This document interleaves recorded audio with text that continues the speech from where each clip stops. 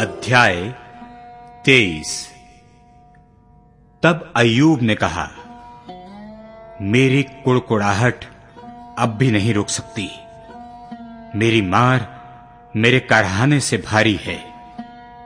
भला होता कि मैं जानता कि वह कहां मिल सकता है, तब मैं उसके विराजने के स्थान तक जा सकता। मैं उसके सामने अपना मुकद्दमा पेश करता और बहुत से प्रमाण देता। मैं जान लेता कि उसने मुझसे उत्तर में क्या कहा है, और जो कुछ वह मुझसे कहता वह मैं समझ लेता। क्या वह अपना बड़ा बल दिखाकर मुझसे मुकद्दमा लड़ता? नहीं, वह मुझ पर ध्यान देता। सज्जन उससे विवाद कर सकते, और इस रीति से मैं अपने न्यायी के हाथ से सदा के लिए छूट जाता। देखो, मैं आगे जाता हूं, परंतु वह नहीं मिलता। मैं पीछे हटता हूं, परंतु वह दिखाई नहीं पड़ता। जब वह बाईं ओर काम करता है, तब वह मुझे दिखाई नहीं देता। वह दाहिनी ओर ऐसा छिप जाता है कि मुझे वह दिखाई नहीं पड़ता। परंतु वह जानता है कि मैं कैसी चाल चला हूं, और जब वह मुझे ता लेगा, तब मैं सोने के समान निकलूंगा। मेरे पैर उसके मार्गों में स्थिर रहें, और मैं उसी का मार्ग बिना मुड़े थामे रहा। उसकी आज्ञा का पालन करने से मैं न हटा, और मैंने उसके वचन अपनी इच्छा से कहीं अधिक काम के जानकर सुरक्षित रखे। परंतु वह एक ही बात पर अड़ा रहता है, और कौन उसको उससे फिरा सकता है? जो कुछ उसका जी चाहता है वही वह करता है। जो कुछ मेरे लिए उसने ठान लिया है उसी को वह पूरा करता है, और उसके मन में ऐसी ऐसी बहुत सी बातें हैं। इस कारण मैं उसके सम्मुख घबरा जाता हूं। जब मैं सोचता हूं तब उससे थरथरा उठता हूं, क्योंकि मेरा मन परमेश्वर ही ने कच्चा कर दिया, और सर्वशक्तिमान ही ने मुझको घबरा दिया है। क्योंकि मैं अंधकार से घिरा हुआ हूं, और घोर अंधकार ने मेरे मुंह को ढांप लिया है। अध्याय 24। सर्वशक्तिमान ने समय क्यों नहीं ठहराया, और जो लोग उसका ज्ञान रखते हैं वे उसके दिन क्यों देखने नहीं पाते? कुछ लोग भूमि की सीमा को बढ़ाते और भेड़ बकरियां छीन कर चराते हैं। वे अनाथों का गधा हाँक ले जाते और विधवा का बैल बंधक रखते हैं। वे दरिद्र लोगों को मार्ग से हटा देते और देश के दीनों को इकट्ठे छिपना पड़ता है।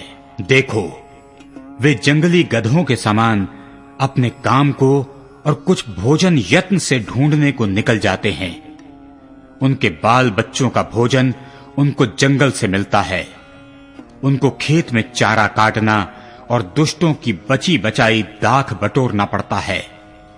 रात को उन्हें बिना वस्त्र नंगे पड़े रहना और जाड़े के समय बिना ओढ़े पड़े रहना पड़ता है। वे पहाड़ों पर की वर्षा से भीगे रहते और शरण ना पाकर चट्टान से लिपट जाते हैं। कुछ लोग अनाथ बालक को मां की छाती पर से छीन लेते हैं और दीन लोगों से बंधक लेते हैं, जिससे वे बिना वस्त्र नंगे फिरते हैं और भूख के मारे पूलियां ढोते हैं। वे उनकी दीवारों के भीतर तेल पेरते और उनके कुंडों में दाख रौंदते हुए भी प्यासे रहते हैं। वे बड़े नगर में करहाते हैं और घायल किए हुओं का जी दुहाई देता है, परंतु परमेश्वर मूर्खता का हिसाब नहीं लेता। कुछ लोग उजियाले से बैर रखते, वे उसके मार्गों को नहीं पहचानते और ना उसके मार्गों में बने रहते हैं। हत्यारा पौ फटते ही उठकर दीन दरिद्र मनुष्यों को घात करता और रात को चोर बन जाता है। व्यभिचारी यह सोचकर कि कोई मुझको देखने ना पाए दिन डूबने की राह देखता रहता है, और वह अपना मुंह छिपाए भी रखता है। वे अंधियारे के समय घरों में सेंध मारते और दिन को छिपे रहते हैं। वे उजियाले को जानते भी नहीं, इसलिए उन सबों को भोर का प्रकाश घोर अंधकार सा जान पड़ता है, क्योंकि घोर अंधकार के भय से वे मित्रता रखते हैं। वे जल के ऊपर हल्की वस्तु के सरीखे हैं, उनके भाग को पृथ्वी के रहने वाले कोसते हैं, और वे अपनी दाख की बारियों में लौटने नहीं पाते। जैसे सूखे और धूप से हिम का जल सूख जाता है, वैसे ही पापी लोग अधोलोक में सूख जाते हैं। माता भी उसको भूल जाती और कीड़े उसे चूसते हैं। भविष्य में उसका स्मरण ना रहेगा। इस रीति टेढ़ा काम करने वाला वृक्ष के समान कट जाता है। वह बांझ स्त्री को जो कभी नहीं जनी लूटता और विधवा से भलाई करना नहीं चाहता है। बलात्कारियों को भी परमेश्वर अपनी शक्ति से खींच लेता है। जो जीवित रहने की आशा नहीं रखता, वह भी फिर उठ बैठता है। वह उन्हें ऐसे बेखटके कर देता है कि वे संभले रहते हैं, और उसकी कृपा दृष्टि उनकी चाल पर लगी रहती है।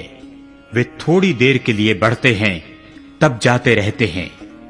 वे दबाए जाते और सबों के समान रख लिए जाते हैं, और अनाज की बाल के समान काटे जाते हैं। क्या यह सब सच नहीं? कौन मुझे झुठलाएगा? कौन मेरी बातें निकम्मी ठहराएगा?